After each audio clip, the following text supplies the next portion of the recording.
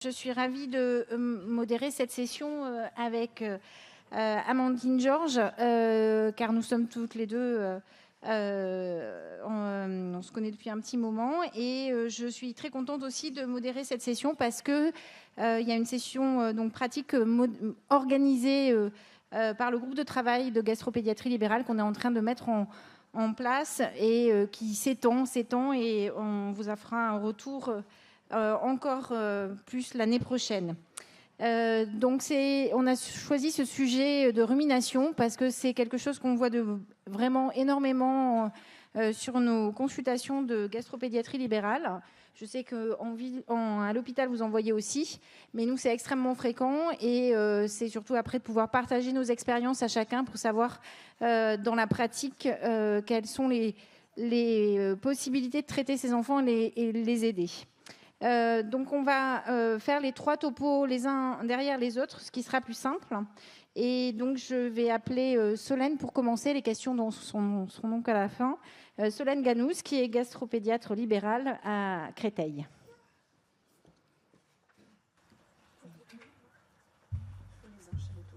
Les enchaîne tous, oui. Bonjour à tous. Bonjour Karine et Amandine. Ça commence bien. Merci de nous avoir donné l'occasion de présenter un des sujets qu'on rencontre régulièrement, parmi beaucoup d'autres.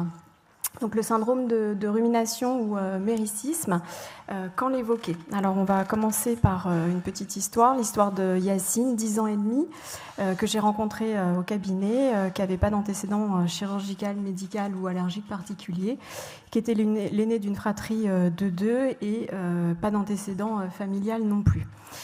Ce jeune garçon présentait donc un reflux depuis l'âge de 5-6 ans, avec des sensations de remontée à tout moment de la journée, surtout alimentaire. Il ravale ou parfois mâchonne, et il décrit un goût d'acidité qui n'est pas si désagréable que ça. Ça ne pique pas, ça ne brûle pas, et il n'y a pas particulièrement de symptomatologie nocturne. Alors sur ce type de tableau, je vous ai mis un cas quand même assez caractéristique, presque caricatural. Avant de se lancer tête baissée dans le diagnostic, bien évidemment, on va chercher des signes d'alerte. Le pyrrosis, il disait que ça piquait pas, ça brûlait pas, de dysphagie, de blocage alimentaire, de douleurs thoraciques, de toux à la déglutition, d'altération de l'état général, de perte de poids, voire d'hématémèse. Donc il n'y avait aucun de ces symptômes-là chez ce jeune patient. Alors est-ce qu'on fait un bilan particulier sur ce type de tableau? Vous allez, je pense que tout le monde aurait quelque chose à dire, oui, non, peut-être un peu, mais pas trop. Personnellement, pas particulièrement. En fait, il avait déjà rencontré une collègue 2-3 ans avant, et dans l'interrogatoire, quand il m'en parle, je retrouve une résistance au traitement par IPP dans un premier temps, et il avait déjà eu un transit œsogastro-duodénal et une fibroscopie œsogastro-duodénale tout était normal, les biopsies et notamment les biopsies œsophagiennes. Alors, est-ce que, pour le coup, là, une fois qu'on sait ça, est-ce qu'on fait d'autres examens? Là aussi, c'est discutable et mes collègues vont vous en reparler après, mais on pourrait s'arrêter là, tout de même. Alors, le diagnostic à retenir, comme je vous ai dit, je vous ai mis un cas qui est quand même assez caricatural.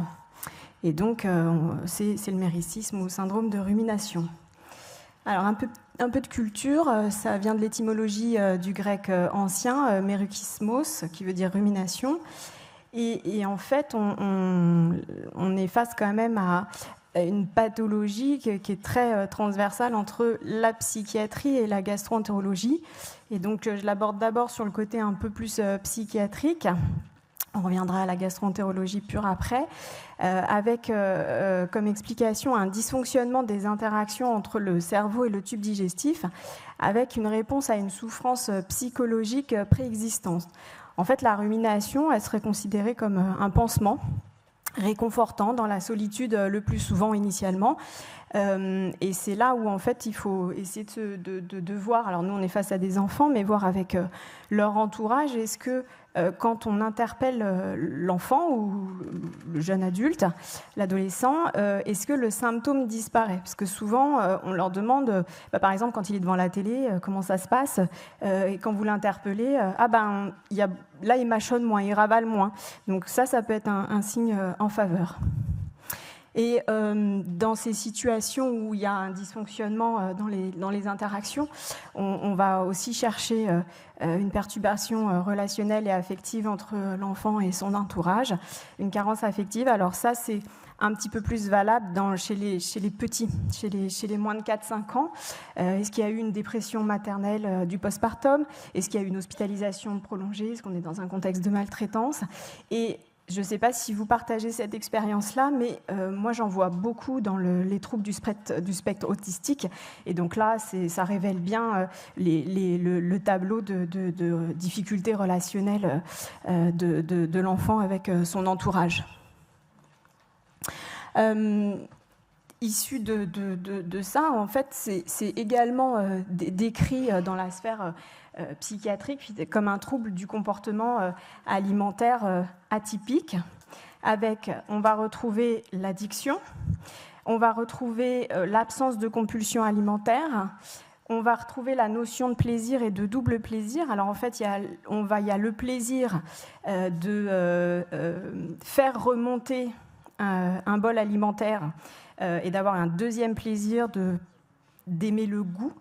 Et puis le double plaisir, où là, ça va être sur les troubles du comportement alimentaire du plus grand, où en fait, on ravale le même bol alimentaire, donc on ravale le même nombre de calories. On ne prend pas plus de calories. Donc ça, c'est vraiment décrit chez les adolescents, plutôt avec les troubles du comportement alimentaire. Et dans le même aspect, du coup, dans ce trouble de comportement alimentaire-là, il y a très peu de modifications du poids ou de la silhouette. Donc finalement, comme disait Karine tout à l'heure, ce n'est pas une cause si rare de consultation, mais la prévalence est assez mal définie. Le diagnostic n'est pas simple et la prise en charge encore moins. En fait, pour nous, avec ce type de tableau, il va nous paraître assez évident, mais après, va falloir l'expliquer aux patients, aux parents, et c'est là que c'est pas facile.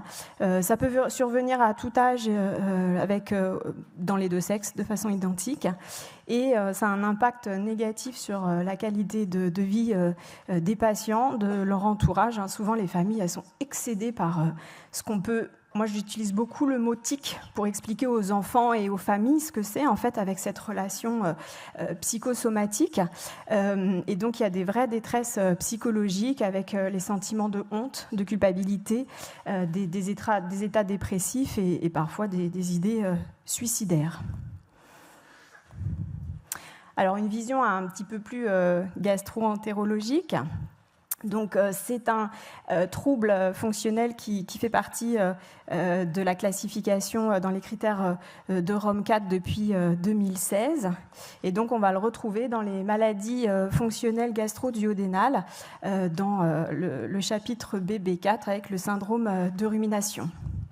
Et donc, sa définition précise, des épisodes persistants ou récurrents sur les 3 derniers mois et depuis plus de 6 mois, de régurgitation de nourriture récemment ingérée dans la bouche, sans effort, donc c'est différent des vomissements, suivi de crachements ou de mastication, déglutition, et il n'y a pas de haut-le-cœur préalable. Pas de nausée.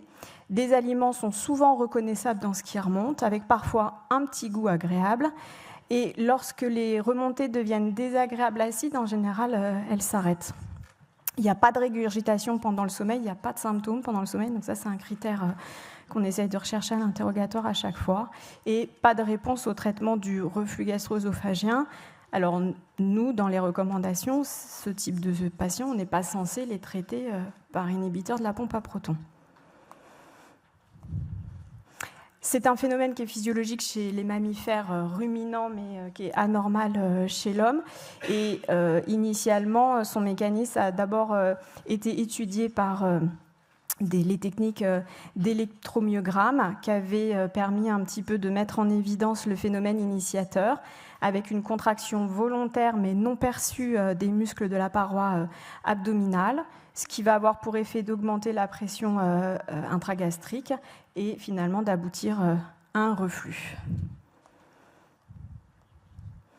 Et donc, du coup, comment est-ce qu'on peut l'explorer plus que par les techniques d'électromyogramme? Je vais laisser la parole à Madeleine.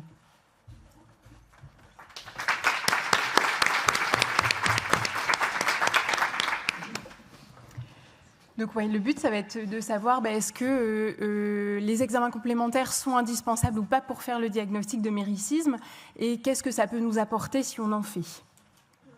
Donc, dans cette revue de la littérature, on montre bien qu'il y a 4 rôles différents, un examen paraclinique dans la rumination, dans le méricisme. C'est soit d'en faire le diagnostic positif, surtout finalement le confirmer en cas de doute, parce qu'on a vu que c'était en fait un diagnostic clinique qui était défini par les critères de Rome 4. C'est aussi d'exclure un diagnostic différentiel, le reflux gastro-œsophagien, un trouble de la motricité œsophagienne, une œsophagite éosinophile. Ça peut être aussi de mieux comprendre la physiopathologie, et ça c'est pour essayer de mieux le traiter et d'orienter notre traitement. Et ou ça peut aussi être d'évaluer ses éventuelles conséquences. Et donc, est-ce qu'on peut avoir dans certains cas des complications nutritionnelles, on peut avoir une atteinte des muqueuses, etc. Donc globalement, ce qui est bien repris, c'est l'incertitude diagnostique ou alors le patient qui est résistant, qui n'adhère pas au diagnostic, les parents qui ne croient pas au diagnostic, et ça peut être un des intérêts des examens complémentaires. Donc lesquels? On en a 4 à notre disposition globalement dans le méricisme. On a l'endoscopie œsogastro-duodénale qui, elle, va nous permettre surtout de faire les diagnostics différentiels pour l'œsophagite éosinophile, par exemple, ou de rechercher les complications, l'œsophagite peptique, par exemple. Mais l'endoscopie, c'est aussi un prérequis indispensable à la réalisation d'une manométrie œsophagienne, qui, on va le voir, va être l'examen qui va être le plus utile finalement dans le méricisme. On ne peut pas faire de manométrie œsophagienne sans avoir une étude de la muqueuse au préalable et de s'assurer de la normalité de la muqueuse œsophagienne pour pouvoir interpréter la manométrie. Il ne faut pas qu'il y ait des eosinophiles, mais par exemple, une œsophagite peptique aussi peut modifier la motricité œsophagienne et on interprète faussement la manométrie. Il y a l'APH impédance métrique qui va aussi aider parfois à faire le diagnostic positif, à nous mettre sur la piste, mais aussi à faire des diagnostics différentiels. Et puis, il y a une petite place, on le verra aussi, pour la manométrie antroduodénale, dans le diagnostic positif, dans les diagnostics différentiels et dans la compréhension de la physiopathologie. Donc pour l'APH impédance-métrie, on est souvent face à ce tableau clinique, ce tableau paraclinique, qui est une pH métrique qui suggère un reflux gastro-œsophagien, donc avec de nombreux épisodes de reflux, avec une augmentation du pourcentage de temps de reflux, de temps passé à pH acide inférieur à 4. Mais ce qu'on peut noter, et ce qui peut nous mettre la puce à l'oreille vers un méricisme, ça va être une élévation du nombre de reflux à l'impédance dans la première heure postprandiale, donc une concentration de ces événements après le repas, ou aussi une concentration de ces événements durant l'éveil de l'enfant et absolument absent, ou alors beaucoup plus rare, durant la période de sommeil. Il peut donc avoir aussi une activité assez notable quand on analyse l'impédance-métrie de façon avec beaucoup d'intérêt en tout cas, de voir une activité de régurgitation, déglutition, des espèces de va-et-vient. Je vais vous montrer une image après. Et puis, lorsqu'on est dans le cadre d'une pH métrique qui a été réalisée sans IPP, on peut avoir une contradiction entre un très grand nombre d'événements à l'impédance et un temps de pourcentage de reflux qui est finalement pas très impressionnant. Et donc ça, c'est le fait du tamponnement alimentaire. Dans cette étude de l'équipe anglaise qui est assez récente, ils ont voulu montrer les différents éléments que la manométrie, que la pH impédance-métrie pouvait montrer interpeller les personnes sur une pH impédance métrique qui est normale chez un reflux gastro-œsophagien qui était difficile à traiter. Et effectivement, donc ils ont comparé des patients qui étaient traités ensuite pour un myricisme, chez qui le diagnostic avait été fait à la manométrie œsophagienne. avec d'autres pH-métries réalisées chez des patients qui n'avaient pas de rumination, chez des patients qui avaient un reflux gastro-œsophagien ou pas de reflux gastro-œsophagien. Et puis, ils ont fait un gros contrôle avec tous ceux qui n'avaient pas de rumination versus ceux qui avaient un méricisme de posé. Et donc, vous voyez qu'il y a quelques critères qui sont significativement différents quand on compare le groupe rumination avec le groupe contrôle, qui va être l'augmentation du temps de reflux, du nombre d'événements de reflux à l'impédance, et le pourcentage de reflux non acide, par exemple. Et ils ont même mis en place, donc, essayé de définir un score sur les éléments de pH impédance-métrie pour pouvoir s'orienter ou pas vers un méricisme. Là, c'est cette image donc, qui retrouve ces épisodes de va-et-vient dans l'analyse de l'impédance, où on voit donc une rumination qui va être observée pendant cette pH impédance-métrie. Et donc, on voit qu'il y a ici un épisode de reflux qui est ensuite tout de suite ravalé, et en parallèle, aucune modification du pH, aucun événement acide. Et donc, le fait d'avoir ce genre d'épisode répété peut orienter vers la survenue ou vers le diagnostic différentiel de méricisme. Un petit cas clinique d'un patient qui est suivi chez nous, enfin plus précisément chez Arnaud, un enfant de 14 ans, chez nous, un enfant de 14 ans qui a une atrésie de l'œsophage de type 3, avec une œsophagite éosinophile qui a été éradiquée, qui a eu des IPP qui n'en a plus, qui a aussi des troubles envahissants du développement et qui, pour des raisons de récidive de symptômes de reflux, a une pH impédance-métrie. Et donc, lorsqu'on regarde les critères, il n'a pas de critères pour avoir un reflux acide, et on note qu'il y a une grosse activité des événements d'impédance finalement la journée, et que durant la nuit, il se passe beaucoup moins d'événements, et ça nous oriente vers la possibilité d'un méricisme. Pour la manométrie œsophagienne, c'est un enregistrement qui est particulier lorsqu'on recherche un méricisme, et donc il faut bien le signifier en disant que c'est une manométrie pour recherche de méricisme, parce qu'on va faire ce qu'on appelle un enregistrement long avec un meal time, c'est-à-dire que on teste d'abord la motricité avec un enregistrement assez stéréotypé, et ensuite, alors que le cathéter est en place, on fait manger un repas test au patient, soit un repas qui est vraiment test, c'est-à-dire le même pour les autres, c'est purée steak et avec compote ou flambie en dessert, ou alors le repas qui donne le plus possible d'épisodes de rumination derrière, et on laisse l'enfant manger à sa faim, à son rythme, alors que le cathéter est en place, et dès qu'il décide de dire « c'est bon, j'ai assez mangé », on s'arrête et là, le chronomètre se met en route pour enregistrer pendant 1 heure après. Donc, c'est des examens qui sont assez longs, mais qui permettent d'attraper le plus possible les épisodes de rumination et les fameuses airwaves, qui sont donc des ondes rétrogrades qui sont pathognomoniques du méricisme, et qui sont l'augmentation rapide de la pression gastrique, donc qui est définie comme étant supérieure à 30 mm de mercure, avec contemporaine d'une diminution de la pression basale du sphincter inférieur de l'œsophage, et si on a l'impédance couplée, l'apparition d'un bolus rétrograde. Je vais vous montrer une image après. Et ça permet aussi, cette manométrie, d'évaluer justement la pression intragastrique en postprandial et de la comparer avec la pression basale du sphincter inférieur de l'œsophage.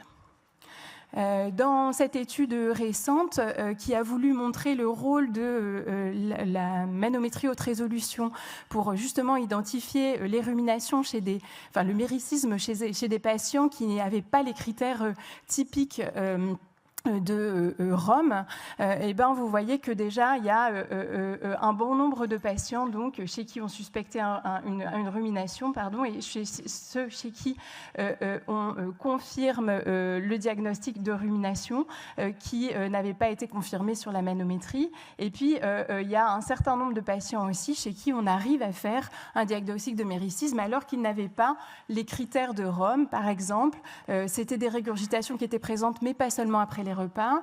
C'était des régurgitations, mais pas que de l'aliment, mais aussi du contenu liquide, ou alors à l'inverse que du liquide, ou alors des régurgitations qui surviennent pendant la nuit, par exemple. Donc on peut avoir des épisodes de rumination, on peut avoir un méricisme qui ne correspond pas aux critères de Rome, et que finalement la manométrie retrouve ces patterns typiques.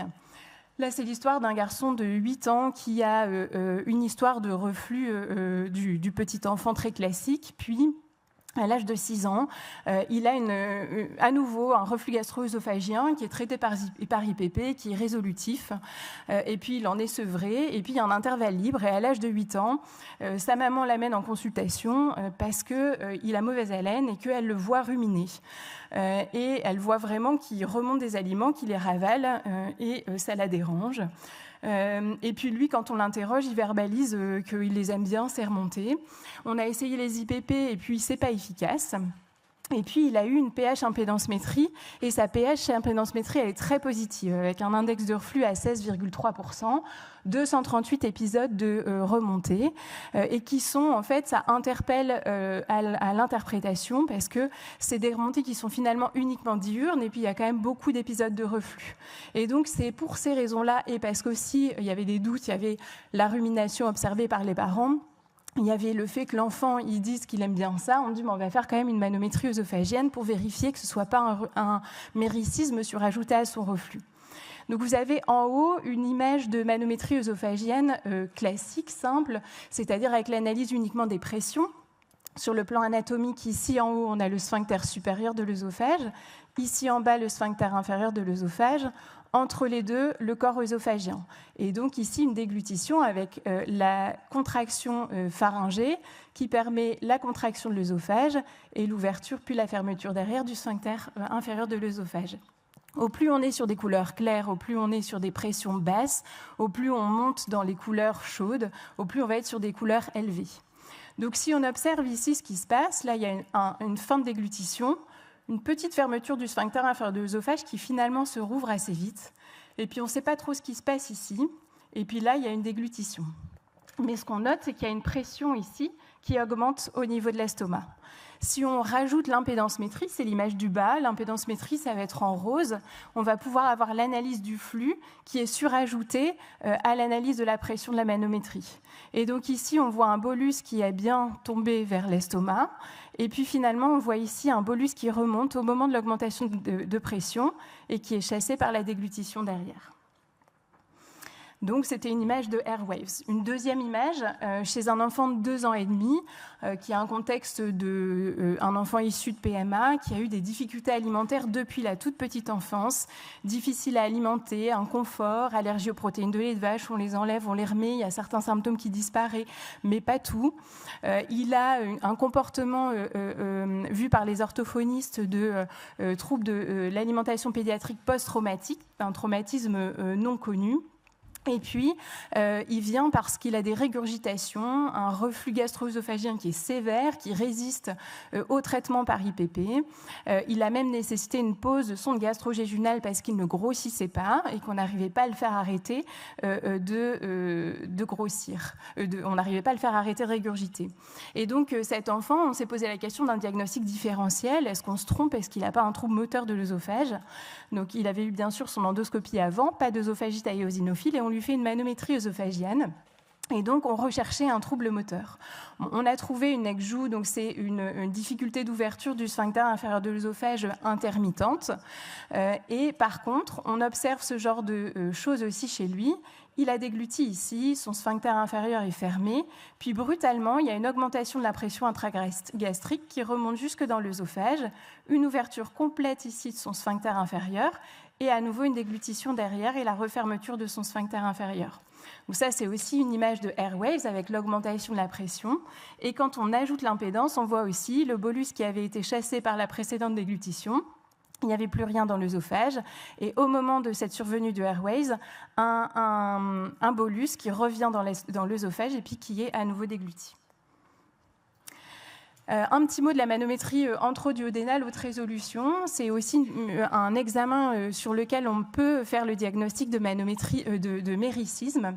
Malheureusement, donc, ça permet de voir l'augmentation de la sensibilité gastrique et puis la diminution du seuil de la relaxation du sphincter inférieur de l'œsophage. C'est sur cette physiopathologie-là que se positionne la manométrie antroduodénale dans le diagnostic du méricisme. Au moment de la distension gastrique, il y a un seuil qui est abaissé de relaxation du sphincter inférieur de l'œsophage et donc qui s'ouvre à un moment où il ne devrait pas s'ouvrir. Et puis, le bolus remonte et fait remonter. C'est un examen qui est peu disponible. En France, on ne l'a pas du tout en pédiatrie, la manométrie antroduodénale. c'est invasif et ça nécessite une pose de la sonde sous anesthésie générale, très souvent guidée par l'endoscopie parce qu'il faut passer le TRACE, il faut qu'il y ait un capteur dans l'estomac et au moins 3 dans le duodénum. Parfois, on peut aussi avoir besoin de céder de la fluoroscopie. Voilà à quoi ça ressemble. Donc, ça, c'est une image de airwaves et de méricisme à la manométrie introduodénale. Ici, c'est une image de vomissement pour pouvoir avoir la différence. Vous voyez que la contraction, elle est très sporadique, brutale et très courte, alors que lors d'un vomissement, on arrive sur des pressions plus élevées et il va y avoir un continuum dans la contraction. Donc, il y a aussi un pattern assez spécifique à la manométrie introduodénale. Donc en résumé, les examens complémentaires dans le méricisme, ils ne sont pas toujours nécessaires. Ils servent souvent à convaincre le patient et aussi parfois le soignant, qui n'est pas toujours sûr de son diagnostic. La manométrie, elle va être utile uniquement si elle est positive. Dans le cas où elle est négative, elle ne permet pas d'éliminer le diagnostic parce que peut-être qu'on n'a juste pas observé ce pattern-là durant le temps d'enregistrement. S'il faut choisir un seul des examens, c'est la manométrie œsophagienne haute résolution qui a le meilleur rendement et sur lequel les patterns sont les mieux décrits. Et pour quoi en faire ensuite, je passe la parole à Arnaud.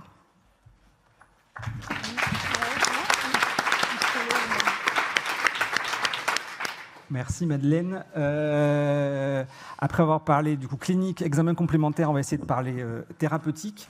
L'objectif de ce topo, c'était de voir qu'est-ce qu'on pouvait faire en pratique, et ça dans nos cabinets ou dans nos salles de consultation à l'hôpital, pour essayer d'aider ces enfants. Alors pour essayer de répondre à cette question, je me suis dit que j'allais faire 2 choses. Alors j'ai fait PubMed, et puis après j'ai appelé 2 thérapeutes qui s'occupent de certains de mes patients qui ont des méricismes, pour voir qu'est-ce qu'ils faisaient eux et est-ce qu'on pouvait essayer, nous, d'en tirer des idées pour nous. Comment ça marche? Hop, hop. Dans l'autre sens? Non. Non. Le vert. C'est mon côté 10. Alors, que dit la littérature? On a vu que les parents sont souvent démunis, en particulier chez l'enfant petit, que chez le grand, il peut y avoir un gros retentissement social du symptôme. Et une question qui, je pense, mérite de se poser aussi, c'est l'avis du docteur dans tout ça, parce que je pense qu'on est aussi démunis là-devant, et ça joue un rôle dans nos prises en charge. Qui dit traitement du méricisme dit essentiellement traitement non médicamenteux, avec, alors en numéro 1 et très devant le reste, la respiration diaphragmatique ou respiration abdominale.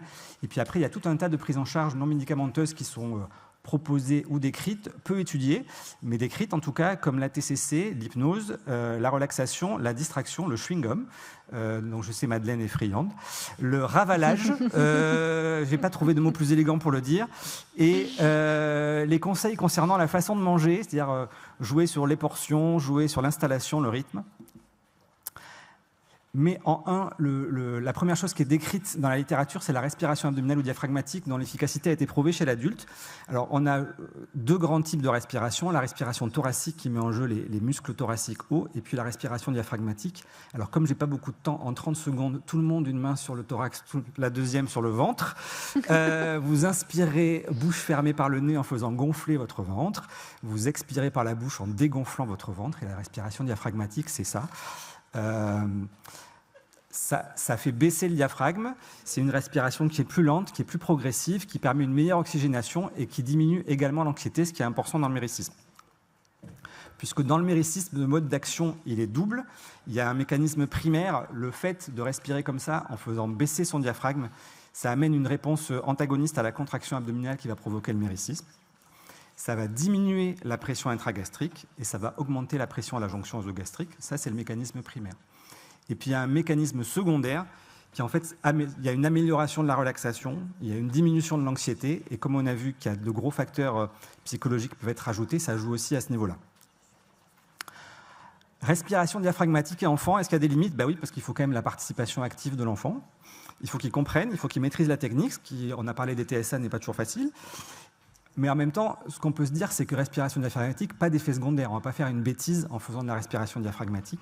J'ai appelé un des kinés qui fait de la respiration diaphragmatique à Lille. Je lui ai demandé quel âge pour la respiration diaphragmatique. Ils disent 6-7 ans.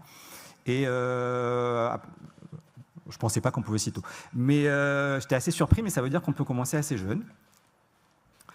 Et ça, c'est vraiment la première chose. Qu'est-ce qui est dit sur l'efficacité de ces traitements non médicamenteux? Alors, il y a très peu d'études, en particulier des études prospectives, et il y a peu d'études, enfin, toutes les études sont différentes, avec des intensités, des durées de traitement très variables, des résultats très disparates. Mais ce qui est sûr, c'est qu'il y a plusieurs choses qui en ressortent. C'est que la respiration diaphragmatique, c'est la technique la plus utilisée, parfois seule, et très souvent en association avec des prises en charge complémentaires. Il est dit à peu près partout qu'il y a une première phase initiale de prise en charge des enfants, c'est très importante, c'est l'éducation thérapeutique des enfants et leurs parents, de leur expliquer le symptôme et d'essayer d'autonomiser le patient. Il est aussi dit qu'en général, la prise en charge est multidisciplinaire et qu'il faut donc considérer le méricisme pas comme un problème seulement gastro-entérologique, mais comme un problème global, un problème fonctionnel complexe, et que donc le traitement, il ne doit pas être exclusivement centré sur le symptôme rumination, mais il doit être un traitement global. Il est aussi dit, c'est une revue de la littérature de 2023, que l'intensité du traitement est fonction de la sévérité des symptômes.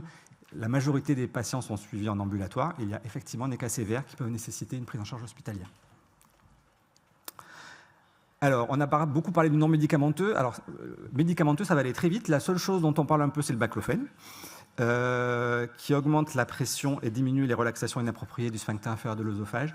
Il y a une grosse étude prospective chez l'adulte, une étude rétrospective chez l'enfant. C'est les deux études qui sont reprises partout. C'est un très petit nombre d'enfants. Ça marche, a priori. Mais chez l'enfant, dans l'étude, c'était quasiment dans tous les cas associés à des prises en charge non médicamenteuses. Il y avait deux études que je voulais rapporter américaines parce que je trouvais que c'était intéressant. C'est la même équipe qui a fait ces deux études. Leur première étude dit qu'en fait, il y a pas de... Alors c'est un recul qui est court de 5 mois, mais que le diagnostic il a été fait de manière clinique ou qu'il a été fait de manière paraclinique, il n'y avait pas d'influence sur l'évolution des patients. Et ça, je trouvais ça important pour la discussion après ce que vient de dire Madeleine. Et la deuxième chose, c'est que quand même, parmi les enfants qui s'amélioraient, il y avait plus d'enfants qui avaient été diagnostiqués dans l'année qui suivait l'apparition des symptômes. Et donc, ça donne envie de dire que plus on fait le diagnostic tôt, mieux les enfants s'améliorent. Et donc, on a envie d'éviter l'errance thérapeutique. Ça, c'était la partie un peu pubmed du topo. Et puis, j'ai pris mon téléphone et j'ai appelé, il y a donc un kiné et puis une hypnothérapeute qui travaille à Lille, à qui j'envoie mes patients qui ont des méricismes. Il y en a vu 8, dont 7 se sont améliorés quand même, essentiellement des filles. Et je lui ai demandé ce qu'elles faisaient. Et puis, j'ai essayé de voir si on pouvait en tirer quelque chose et mettre ça en corrélation avec ce qui était écrit. Et alors, parce que moi, je dis, allez voir l'hypnothérapeute et je ne sais pas ce qu'elle fait en fait. Hein. Et je pensais qu'elle les voyait plein de fois. Elle me dit, mais non, tes patients, c'est super. Alors, je les vois 2-3 fois et souvent, ça va mieux. Je dis, bon, très bien. Et je lui dis, alors, qu'est-ce que tu fais? Donc, elle les voit 2 ou 3 fois en général. Une première séance où elle discute, elle fait un long interrogatoire d'1h30 quand même, hein, où elle fait décrire à la famille le symptôme, l'ambiance à la maison, l'ambiance à l'école. L'enfant, il écoute et il commente. Et à la fin de la séance, elle explique à l'enfant la cohérence cardiaque. Et le patient et son parent repartent avec 2 messages. C'est que pour le parent, c'est ne plus du tout parler du problème et ne plus focaliser sur le symptôme. Et pour l'enfant, de faire de la cohérence cardiaque tous les jours jusqu'à la prochaine consultation. Alors, je vais être honnête, j'ai oublié de demander l'espace entre les 2 consultations, donc je préviens la question. La deuxième séance, elle se fait avec l'enfant seul, et elle discute avec l'enfant. Alors ça, c'est une technique d'hypnose conversationnelle, si je ne dis pas de bêtises. Merci Stéphanie. Elle fait décrire le symptôme de façon extrêmement précise. Elle lui demande un symbole, et puis il va faire 3 dessins. Un dessin où il y a lui et son problème, un dessin où il y a lui le jour où il sera guéri, et entre deux, il y a la solution que lui, il imagine pour créer ça. Et il va détruire un dessin avec l'autre, enfin bref, de ce que j'ai compris. Mais en même temps, et c'est ça qui est intéressant, parce qu'à la première consultation, il y a la description de la clinique, mais il y a la cohérence cardiaque, et là, à la fin de la séance, elle apprend à l'enfant qui, en général, elle lui demande comment il reconnaît le symptôme, et elle lui apprend à souffler dans une paille pour, quand l'épisode de méricisme arrive, pour faire descendre la remontée. Et puis elle le revoit une 3e fois, elle fait un compte thérapeutique où il va guérir son problème, et elle me dit, en général, une fois que j'ai fini cette 3e séance, tes patients sont guéris. Bon, ça... Alors le pire, c'est que je sais que c'est vrai parce que je les ai revus et qu'ils sont guéris. Et donc je me demandais qu'est-ce qu'on pouvait nous tirer, enfin, est-ce qu'il y avait des conclusions en mettant en parallèle la littérature d'un côté et puis cette expérience de l'autre, qu'est-ce qu'on peut en tirer nous comme... Alors c'est très ouvert à la discussion, hein, alors, qu'est-ce qu'on peut en tirer en pratique? Alors, je pense qu'il faut du coup savoir, on en a parlé, envisager précocement le diagnostic et du coup l'évoquer dès le début de la prise en charge. On a souvent parlé avec Madeleine parce qu'on a l'impression qu'il y a des patients, à partir du moment où vous leur avez expliqué le méricisme, eh bien, ils n'ont plus de méricisme. Et alors, ce n'est pas du tout tous les méricismes, il y en a une frange comme ça qui s'améliore très facilement. Et donc, moi, quand je vois des patients qui régurgitent, je leur dis toujours, c'est un peu... Soit c'est un reflux, soit c'est une œsophagite, soit c'est un méricisme. Et comme ça, il n'y a pas cette impression que le méricisme, il arrive à la fin, que c'est une façon de dire, toi, on n'a rien trouvé, c'est un méricisme, et de s'en débarrasser. Ce n'est pas du tout ça. Et donc, savoir l'envisager dès le début, savoir ensuite défocaliser la famille du problème et leur demander vraiment d'arrêter d'en parler. Et ça, je pense qu'on peut essayer de discuter avec les parents de ça en consultation, expliquer le symptôme aux parents, mais aussi à l'enfant, comme disait Solène, vraiment expliquer le mécanisme et détailler le mécanisme pour qu'ils comprennent ce qui se passe. Rechercher bien sûr les comorbidités associées, anxieuses ou dépressives, pour essayer de les faire prendre en charge en parallèle et pas se focaliser uniquement sur le symptôme digestif, ce qui permet aussi de défocaliser la famille. Et puis, alors ça de l'expérience de l'hypnose, de mettre en place précocement peut-être des exercices de respiration, de relaxation, avec le meilleur ami de nos ados, qui est leur smartphone. Il y a plein d'applis de cohérence cardiaque maintenant. Peut-être leur apprendre la cohérence cardiaque, même avant de les envoyer déjà à quelqu'un d'autre, pour essayer de les faire travailler ça. Ça, c'est pour les patients. Et pour nous, l'idée, c'est d'essayer de trouver les professionnels à proximité de chez moi et de travailler conjointement pour essayer de voir ce qu'on peut faire. Et se poser la question d'explorer en cas de doute diagnostique ou de non-adhésion du patient. Alors, la question de la fibro, je pense qu'on va en reparler, mais alors, moi, je la fais en général assez systématiquement, pas toujours, mais sauf quand c'est vraiment flagrant, mais assez facilement. Et du coup, pour nous, pour nous comme groupe scientifique, je pense que c'est intéressant qu'on échange sur nos pratiques à ce sujet. C'est un bon thème de discussion et d'échange ville-hôpital, pour le coup, et peut-être l'occasion de faire un travail ensemble. Voilà, je vous remercie.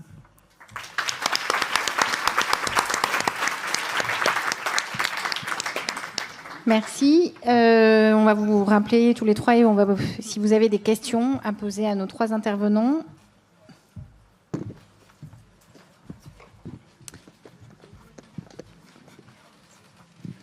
Bon, merci pour tous les trois pour les présentations extrêmement bien documentées. J'en ai deux questions, une à Madeleine et l'autre à Arnaud.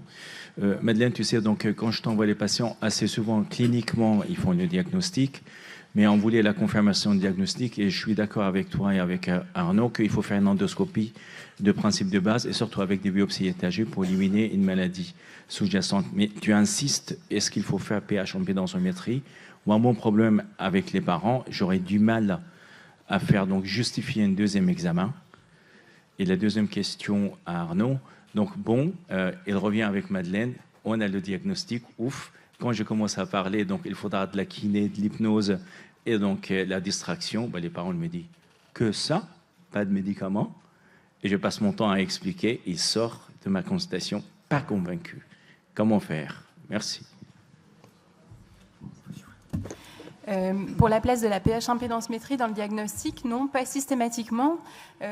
L'endoscopie avant la manométrie, ça c'est effectivement écrit dans les recommandations et c'est absolument indispensable. La pH impédensométrie, je pense que ça dépend de la présentation de l'enfant. Il y a aussi une impression, alors j'ai pas du tout trouvé de publi sur le sujet, mais une impression que des anciens régurgiteurs, ça va être très café du commerce ce que je vais dire, mais arrivent à avoir un contrôle sur leur sphincter inférieur de l'œsophage par leur passé de régurgiteur chronique et peuvent avoir un méricisme surajouté. Donc parfois il y a une intrication des deux pathologies qui n'est pas forcément simple. Donc dans ces cas-là, quand il y a un doute diagnostique ou quand il se présente comme un reflux gastro-œsophagien un peu classique, bien sûr on commence comme d'habitude par une une pH-métrie, si la présentation elle ressemble beaucoup plus à un méricisme et que, comme vous le dites, soit les parents ne sont pas convaincus du diagnostic ou vous avez un doute, bien sûr, il y a toujours une place pour la manométrie. Mais pas les 3 d'affilée, ce n'est pas indispensable du tout et il n'y a aucun examen qui n'est indispensable d'ailleurs dans la pathologie. Et pour votre question sur pour que les parents, alors moi les parents ils partaient, pendant longtemps j'ai eu le même problème et ils partaient déçus et c'est pour ça que je discutais avec Solène aussi, l'idée c'est de leur vendre la fibro mais comme vraiment, en fait moi je leur vends le méricisme, je leur explique le diagnostic, le traitement etc. Et puis on fait quand même la fibro pour être sûr qu'il n'y a pas autre chose, ce qui fait que c'est pas d'abord la normalité de la fibro n'est pas vécue comme un échec. Et en plus, l'air de rien, ça laisse les temps aux parents de reposer, des fois quand même de regarder comment ça se passe. Et puis même si les parents n'ont pas le temps de reposer, il y a une autre personne qui a le temps de reposer, de réfléchir, c'est l'enfant. Et c'est dans ces cas-là souvent que parfois, effectivement, quand on les revoit, tout est normal. Mais il y a des choses qui se sont bien améliorées alors que... Et finalement, on n'a plus besoin d'hypnose et tout ça parce que déjà, rien que de lui avoir expliqué son méricisme et d'avoir dit qu'il faut arrêter d'en parler et lui... alors ça marche pas à tous les coups, mais en tout cas, je trouve que c'est plus facile à vendre comme ça. C'est pas très joli comme façon de le dire, mais... Solène, tu fais la fibroscopie systématique, toi? Alors, non. Parce que moi, je suis un peu pareil. Je ne fais pas la fibroscopie systématique. Bon, là, j'ai montré un cas caricatural. J'en ai quand même pas mal, des comme ça. Donc, je commence à un peu bien les sentir. Et vraiment, quand il n'y a aucun symptôme de complication, enfin, voilà, il n'y a aucun signe d'alerte, je ne vais pas aller à la fibro, je vais déjà essayer d'expliquer un petit peu le mécanisme, je vois comment ça adhère, je parle de la manométrie, mais très honnêtement, moi, mon expérience de la manométrie, là où je les adresse, alors je pense qu'elles ne sont pas faites typiquement avec le repas, etc. J'en ai jamais aucune qui sont revenues avec des airwaves positives, donc c'est très décevant. Donc je vais le vendre en disant, il y a un examen qu'on peut faire, mais très honnêtement, la rentabilité est plus que médiocre. La manométrie œsophagienne, c'est quand même pas rien pour les enfants. Donc non, moi je la prescris pas systématiquement et plus dans un second temps. Alors il y en a un autre dont on n'a pas parlé. Je ne sais pas si j'ai raison de le faire, mais je vais plutôt le faire même avant la fibro. C'est le transit œsogastro-duodénal. Dans un premier temps, plus facile d'accès. Parce que voilà, moins invasif, moins intrusif, et ça calme un peu les parents sur le fait qu'on fait quelque chose pour vérifier le calibre, etc. Mais je suis déjà beaucoup dans l'explication du tic, du toc. Enfin voilà, j'utilise tout ce que je peux pour essayer d'imager la symptomatologie et faire comprendre. En ce qui me concerne, c'est un peu pareil. Je ne la fais jamais en premier. J'en parle la première consultation, mais je dis que j'explique d'abord sur la première consultation et après, je dis on la fera et en fonction de l'évolution. Mais si les parents, je les sens très très demandeurs, éventuellement, je le fais. Mais il y a des cas, il y a tellement de cas qui sont vraiment typiques qu'on sait que de toute façon, on ne va rien trouver à la fibroscopie. Donc, on va l'utiliser si on n'a pas d'adhésion familiale, effectivement. Si là, les parents sont ils comprennent pas ce qu'on leur raconte, on est obligé de leur montrer qu'il n'y a rien. Et aussi, s'il n'y a aucun antécédent familial, c'est important parce que là, il y en a un où j'ai poussé, c'était un vrai méricisme, mais je suis allée assez rapidement à la fibro. Le frère avait une œsophagite éosinophile, donc là, il fallait quand même que je vérifie. Moi, j'ai posé une question à l'Assemblée. Est-ce que vous avez des techniques qui fonctionnent, vous? Est-ce que vous avez déjà essayé des choses particulières? Bon, moi, j'ai un patient, il avait fait une séance d'iris, là, les trucs de l'iris, là. Je sais pas, Dame de R. Non, un iridiologue ou un, je sais pas quoi, qui travaille sur les émotions à travers l'iris ou je sais pas quoi, une séance et ça a marché. Bonjour, moi à Toulouse, je travaille beaucoup avec des sophrologues. J'ai un super réseau de sophrologues dont certaines font aussi de l'hypnose s'il y a besoin. Et franchement, ça marche super bien. Et très souvent, je ne fais pas d'examen complémentaire. C'est très rare que je fasse une fibro. Ils travaillent beaucoup sur la respiration, les sophros. Et alors, pour relativiser la fibro, des fois, je dis qu'on va la faire et je ne la fais pas, parce que ça s'améliore assez vite. Non, mais c'est juste qu'il faut... Enfin, moi, je pense qu'il faut quand même la garder. On peut l'annuler, l'examen. Oui, exactement. Et la deuxième chose, c'est que, pour avoir parlé, là, parce que j'ai eu un kiné, enfin, le kiné qui m'a donné le délai, là, qui a pris en charge en fait, la patiente qui n'avait pas répondu à l'hypnose. En fait, quand on discute avec lui, ce qu'il fait, c'est de la respiration diaphragmatique et de la sophro. Et je pense qu'il y a quand même vraiment une question de profession, mais il y a surtout une question de personne, parce que il faut vraiment des gens qui ont le feeling entre l'enfant et le thérapeute, parce que parfois il y a des psychologues qui font aussi de la sophrologie et ça se passe super bien, ils font tout en même temps, c'est top. Je peux rebondir sur ça. Effectivement, alors déjà, juste pour la fibro, je ne sais pas si mon message est bien passé ou pas. Elle n'est pas du tout systématique dans le méricisme. Hein, nous non plus, on n'en fait pas. Il y a beaucoup de patients pour qui l'élément est typique, la clinique est typique, et on reconvoque, on voit comment ça s'améliore. Et si l'évolution ne va pas dans le bon sens, du coup, on ira à l'endoscopie avant la manométrie. Si c'est nécessaire. Pour toutes les techniques, effectivement, le méricisme, c'est une pathologie pour laquelle il faut avoir cette grande ouverture d'esprit et qu'il faut être convaincu que ce que les patients vont trouver, ça va marcher, et il faut leur présenter comme ça, je pense, parce qu'il y a beaucoup de techniques, finalement, qui sont en commun. Dans ce que tu racontais, Arnaud, je pense que c'est la séance 2, non, la séance 1. En fait, c'est de la médecine narrative. On demande au patient de raconter son symptôme dans sa vie, qui il est, etc. Et déjà ça, en fait, c'est des techniques qui sont utilisées dans la sophrologie, dans n'importe quelle technique comme ça. Moi, j'ai une patiente qui a fait de l'acupuncture et qui a été guérie. Enfin, il faut être très ouverte à ce qu'ils trouvent et ce qu'ils ont et ce qu'on approche de chez soi, et d'avoir juste un thérapeute qui va chercher à apporter une réponse. Il y a beaucoup de choses qui fonctionnent vraiment en pratique, effectivement. Juste une remarque pour les petits, parce qu'on a quelques patients qui ont un méricisme et qui ont 3-4 ans. La respiration, c'est compliqué. Moi, j'ai eu une expérience avec un petit où j'ai pris beaucoup de temps à la consultation pour lui expliquer. Je l'ai revu précocement, j'ai rassuré la famille. Ça a fini par rentrer dans l'ordre, mais j'étais assez... au début, je me suis dit, qu'est-ce que je vais en faire, quoi. Alors, dans les études sur les traitements, ils sont assez lâches parce qu'ils n'ont pas beaucoup regardé les petits. Tout ce que j'ai trouvé, c'était surtout chez les grands. Après, je pense quand même, ils insistent vraiment beaucoup sur la défocalisation du symptôme. J'allais rebondir aussi, il y a les petits, mais il y a aussi les encéphalopathes, les TSA sévères, etc. Tous ces patients-là, finalement, parfois, on respecte le symptôme parce qu'on n'a pas de moyen de le prévenir et que c'est des patients qui vont être accessibles à aucune de ces thérapies-là, effectivement. Mais le fait de dire aux parents, on a une étiquette, on sait ce que c'est et c'est pas grave, et on va surveiller si jamais il y a des conséquences, et ben, ça détend déjà une partie des symptômes. Et juste un dernier mot, moi ça m'est arrivé quand on parlait de réseau, de trouver autour de nous des professionnels, hypnothérapeutes, sophrologues, etc. qui s'intéressent. Ça c'est un peu notre difficulté à tous. Ça m'est arrivé de décrocher le téléphone et en fait il y a des professionnels qui utilisent des techniques qui sont proches et ils ont jamais eu l'occasion de les utiliser dans le méricisme, mais qui sont capables en fait de les transposer. Et donc quand on les éveille sur un sujet, et donc moi j'ai eu kiné et une qui est ostéopathe, acupresseur et qui s'est formée en hypnothérapie, donc elle a une approche assez globale. Quand je les éveille sur le sujet, en fait ils ont développé et maintenant c'est devenu mes intervenants, quoi. Je leur adresse les patients comme Arnaud fait, donc il ne faut pas hésiter à sensibiliser autour de vous. Super. Pareil pour dernier petit mot, la respiration diaphragmatique. N'importe quel kiné sait l'apprendre. Il y a des publis sur lesquels c'est vraiment bien décrit. Il y a même des images. Moi, j'envoie ces publis aux patients et ils arrivent chez le kiné avec la photo en disant c'est ça il faut que vous m'appreniez à faire. Et ça fonctionne bien comme ça. Bon, on va devoir s'arrêter là, même si on pourrait encore en discuter. Merci beaucoup.